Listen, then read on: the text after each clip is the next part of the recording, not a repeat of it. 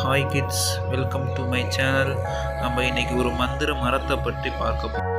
ஒரு அழகான சின்ன கிராமம். அந்த கிராமத்தில் வழிகளும் அதை சுற்றி இருக்கும் பூக்களும் புற்களும் பார்த்து கொண்டே இருக்கணும். அவ்வளோ அழகாக இருக்கும். இந்த கிராமத்தில் தான் ஒரு அழகான சின்ன வீடும், அதை சுற்றி காடுகளும் மரங்களும் செடிகளும் இன்னும் பல வகையான அழகான பொருட்களும் இருந்தது. அந்த அழகான வீட்டில் தான் ஒரு அழகான சின்ன குடும்பம் வாழ்ந்து வந்தது. அப்பா, அம்மா, அண்ணன், தங்கை என்று 4 நபர்கள் வாழ்ந்து வந்தார்கள். அண்ணனின் பெயர் குமார், தங்கையின் பெயர் கீர்த்தி. இவர்கள் இருவருக்கும் நெருங்கிய நண்பர்கள் என்றால் அவர்களின் அப்பா, அம்மா தான். ஆனால் அப்பா, அம்மா இருவருக்கும் வேலை அதிகமாக இருக்கும். அதனால் தன் குழந்தைகளுடன் நேரத்தை ஒதுக்க மாட்டார்கள். அதனால் குமாரும் கீர்த்தியும் இருவரும் தனியாக தான் விளையாடுவார்கள். இருவரும் மிகுந்த பாசமுடையவர்கள். இவர்கள் பிரிந்து இருக்க மாட்டார்கள். ஒன்றாகவே விளையாண்டு கொண்டு இருப்பார்களும். அவர்கள் வீட்டுக்குள்ளேயே விளையாடுவது அவர்களுக்கு ஒரு வெறுப்பை ஏற்படுத்தியது. அதனால் வீட்டிற்கு வெளியே வந்து விளையாட ஆரம்பித்தார்கள். அப்போதுதான் வீட்டை சுற்றி விளையாடும் போதுதான் அவர்களுக்கு நம் வீட்டிற்கு வெளியே இவ்வளோ இடங்கள் இருப்பதே அவர்களுக்கு தெரியும். விளையாண்டு கொண்டிருக்கும் போது வீட்டுக்கு பின்னால் ஒரு காடு இருப்பதை அவர்கள் பார்க்கிறார்கள். அழகாக இருக்கும் அந்த காட்டை பார்த்து இருவரும் சந்தோஷம் அடைகிறார்கள். அந்த காட்டை பார்க்கும் போதே அவர்கள் உள்ளே போக வேண்டும் என்று அவர்கள் மனம் துடிக்கிறது. அவர்களும் உள்ளே சென்று நம் விளையாண்டு விட்டு வரலாம் என்று அந்த காட்டின் உள்ளே செல்கிறார்கள். அந்த காட்டின் உள்ளே செல்லும் போதே அந்த பாதையை மிக அழகாகவும் நன்கு சுற்றி செடிகளும் கொடிகளும் வளர்ந்து அழகான மரங்களையும் பார்த்து கொண்டே விளையாண்டு அந்த காட்டிற்குள்ளே செல்கிறார்கள். செல்ல செல்ல அந்த காட்டினுடைய அழகை அவர்கள் கவர்ந்து காட்டினுடைய ஆழத்திற்கு செல்ல செல்ல காடு இன்னும் அழகாக மாறுகிறது. இதுவரை இந்த மாதிரி ஒரு இடங்களை நாம் பார்த்ததில்லை என்று இருவரும் சந்தோஷமாக அந்த காட்டை சுற்றி பார்க்கிறார்கள். போகும் இடமெல்லாம் ஜொலிக்கும் பூக்களும் கொடிகளும் மரங்களும் பார்த்து அவர்கள் அப்போது காட்டில் ஒரு பிரம்மாண்டமான ஒரு அழகான ஒரு மரத்தை பார்த்து அவர்கள் அசந்து போய் நிற்கிறார்கள். அந்த மரம் மிகவும் பிரம்மாண்டமாகவும் இன்னும் மிக அழகாகவும் இருக்கிறது. அதை மரத்தை சுற்றி வேர்கள் தூண்கள் போல நிற்கிறது. அந்த மரத்தின் பூக்கள் தங்க நிறத்தில் ஜொலித்து அவர்களுடைய கண்களின் பார்வையை பறிக்கிறது. அந்த அளவிற்கு அந்த மரத்தின் அழகு இருந்தது. அவர்கள் அதில் மெய்மறந்து அந்த மரத்தையே பார்த்து கொண்டு இருவரும் நிற்கிறார்கள். இதுவரை இப்படி ஒரு மரத்தை நாம் பார்த்ததில்லை என்று அவர்கள் மிகவும் சந்தோஷமாக அந்த மரத்தை பார்த்து கொண்டே நிற்கிறார்கள். என்னால் நம்ப முடியவில்லை, இவ்வளோ பிரம்மாண்டமான அழகான ஒரு மரத்தை நாம் கண்டிருக்கிறோம் என்று அவர்கள் மெய்மறந்து அந்த மரத்தை பார்த்து கொண்டிருக்கிறார்கள். அவர்களால் அந்த அழகை பார்ப்பதை விட்டு வெளியே வர முடியவில்லை. அப்போதுதான் ஒரு சத்தம் கேட்கிறது. பார்த்தால் பக்கத்து மரத்தின் கிளையிலிருந்து ஒரு சத்தம் கேட்கிறது.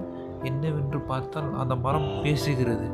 அதாவது இந்த ஜொலிக்கும் மரத்தின் ஒரு சாபம் இருக்கிறது. இந்த மரத்திற்கு மந்திர மூலிகை தரவில்லை என்றால் இந்த மரம் அழிந்துவிட்டால் உங்கள் கிராமமும் இதோடு சேர்ந்து அழிந்துவிடும். இந்த மரத்தினுடைய சக்தி அதனுடைய வேறு பகுதியில் தான் இருக்கிறது. இது கெட்டவர்கள் கையில் கிடைக்கக்கூடாது. இந்த மரத்திற்கு மந்திர மூலிகை நீங்கள் தான் கொண்டு வர வேண்டும் என்று அந்த மரம் சொன்னது. அப்போது குமார் கீர்த்தி உடைய பள்ளி தோழன் ஒருவன் அந்த வழியாக வரும்போது இதை கேட்டு விட்டான். அதை கேட்டவுடன் அவன் அந்த சக்தியை பெற வேண்டும் என்று அந்த மரத்தினுடைய வேறு பகுதிக்கு சென்று அந்த சக்தியை எடுக்க முயற்சி செய்து கொண்டிருந்தான். அப்போது அந்த மரம் அதனுடைய சக்தியை பயன்படுத்தி அவனை ஒரு ஆற்றில் தள்ளிவிட்டது. அந்த ஆற்றில் தள்ளிவிட்டவுடன் குமாரும் கீர்த்தியும் அவனை எப்படியாவது காப்பாற்ற வேண்டும் என்று காப்பாற்ற முயற்சி செய்து அவர்களும் சேர்ந்து அவர்களுடைய நண்பனை காப்பாற்றி மேலே கொண்டு வந்தார்கள். அப்போதுதான் இந்த மரத்தின் முழு சக்தியையும் அவர்கள் பார்த்தார்கள். இந்த மரத்தின் வேர்கள் தூக்கி அதனுடைய சக்தியை அந்த மரம் காட்டியது. இதை புரிந்து கொண்ட குமாரும் கீர்த்தியும் மந்திர மரத்தை காப்பாற்ற வேண்டும் என்று தன்னுடைய நெருங்கிய நண்பர்களான அப்பா, அம்மா இருவரிடமும் சொன்னார்கள். அந்த மந்திர மரத்தை நாம் எப்படியாவது கண்டுபிடிக்க வேண்டும் என்று அவர்கள் 4வரும் ஒரு ஜீனியிடம் சென்றார்கள். அந்த ஜீனியும் அந்த மந்திர மரத்தை காப்பாற்றுவதற்கு நான் மருந்து தருகிறேன் என்று சொல்லி ஒரு மரத்தை கொடுத்தது. அவர்களும் அந்த மரத்தை எடுத்துக்கொண்டு அவர்கள் காற்றுக்குள் வந்து கொண்டிருந்தார்கள். அவர்களுடைய அப்பா அம்மாவும் அந்த காட்டின் அழகை ரசித்தார்கள். அவர்களும் இதுவரை இப்படி ஒரு அழகான ஒரு காட்டை நாங்கள் பார்த்ததில்லை என்று சொல்லி அவர்களும் மகிழ்ச்சியுடன் வந்தார்கள். அப்போது காட்டில் வாழும் ஒரு மந்திரவாதி ஒருவன் அந்த மரத்தினுடைய சக்தியை நாம் எப்படியாவது எடுத்துவிட்டால் இந்த உலகத்தை நாம் ஆளலாம் என்ற ஒரு பேராசையுடன் அந்த மரத்தின் அடியில் வேறு பகுதிக்கு சென்று அந்த சக்தியை எடுக்க முயற்சி செய்தான்.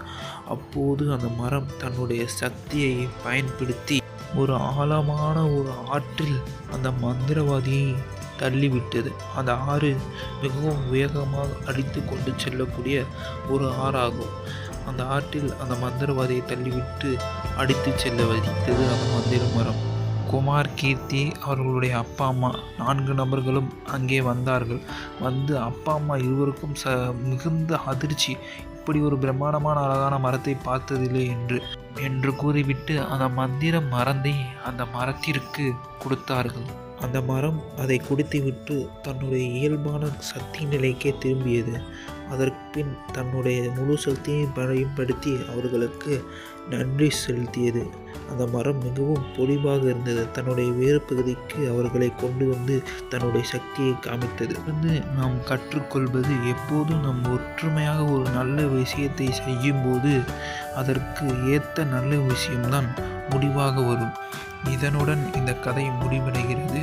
நாளை ஒரு நல்ல கதையுடன் உங்களை நான் பார்க்கிறேன். சப்ஸ்கிரைப், லைக் மறக்காமல் பண்ணிடுங்க.